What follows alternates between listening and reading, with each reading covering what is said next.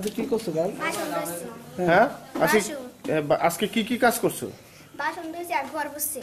আর আর তোমরা লোক কেউ সাহায্য করছে? হ্যাঁ। কে কে? তাই করছে। হ্যাঁ। আর ও তাই। দিদিমণি আসলো নি? না আজকে আইছে না। মানে তোমার লোক সাহায্য করছে নি দিদিমণি? আজকে না কালকে করছিলাম। আচ্ছা হচ্ছে না। আচ্ছা তোমরা কতজন মেলা করছো?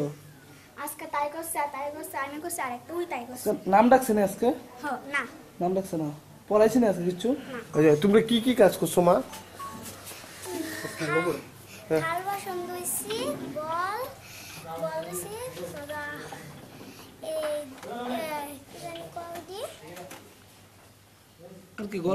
এইমাত্র নিউজ ভ্যানগার্ডের পর্দায় আপনারা যে বক্তব্যটুকু শুনলেন তা আড়ালিয়া নিম্ন বুনিয়াদী বিদ্যালয়ের ছাত্রীদের। এই বক্তব্য শুনে সংবাদটা কি হতে পারে তা হয়তো অনুমান করতে পেরেছেন সকলেই। আড়ালিয়া নিম্ন বুনিয়াদী বিদ্যালয়ে প্রায় প্রত্যেক দিনই চলে এই ধরনের ঘটনা। স্কুলের ছোট ছোট ছাত্রছাত্রীদের দিয়েই করানো হয় স্কুলের যাবতীয় ধোয়া মোছার কাজ। কিন্তু কেন? এই প্রশ্নটাই এখন অভিভাবকদের মুখে।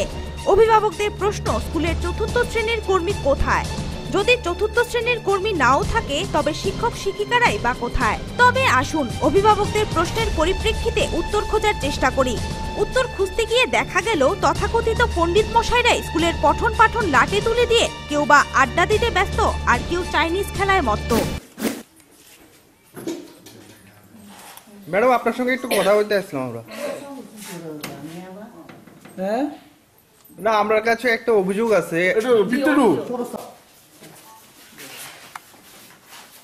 স্কুলের প্রধান শিক্ষিকার কাছে এ ব্যাপারে জানতে চাইলে ব্যস্ততার অজুহাত দেখিয়ে গোটা বিষয়টি এড়িয়ে যেতে চান তিনি।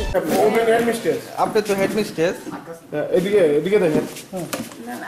আচ্ছা ক্লাস হচ্ছে না? একটু বিজি আছে আমার আজকে। আচ্ছা একটু বিজি যে এটা আছে আজকে না আচ্ছা আপনারা ক্লাস 5 এর বাচ্চাদের দিয়ে বাসনপত্র ধোয়াইছেন, পাড়ার মানুষরা আমাদের কাছে কমপ্লেইন করছে। কি বাসা রান্না বান্না হইছে না? না না, কালকে আচ্ছা আজকে ক্লাস হচ্ছে না? ক্লাস হচ্ছে না আজকে স্টুডেন্ট আসেনি।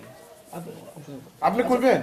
না না তাহলে এই অবস্থায় বাম নেতাদের গলায় যে শিক্ষা বিপ্লবের কথা শোনা যায়, এই চিত্র দেখে বিপ্লব সম্পর্কে কি বলবেন নেতাবাবুরা?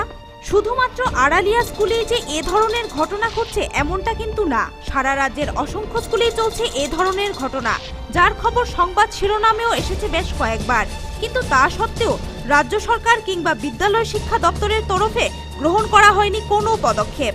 আজকের এই সংবাদ সম্প্রচারের পরও শিক্ষা দপ্তর থেকে কোনো পদক্ষেপ গ্রহণ করা হবে কিনা, এটাই এখন লাখ টাকার প্রশ্ন।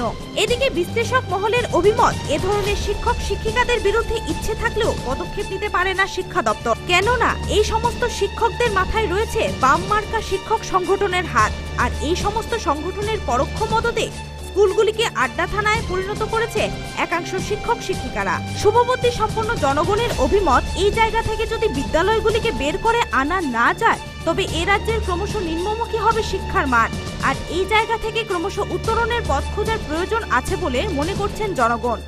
Bureau report, news vanguard.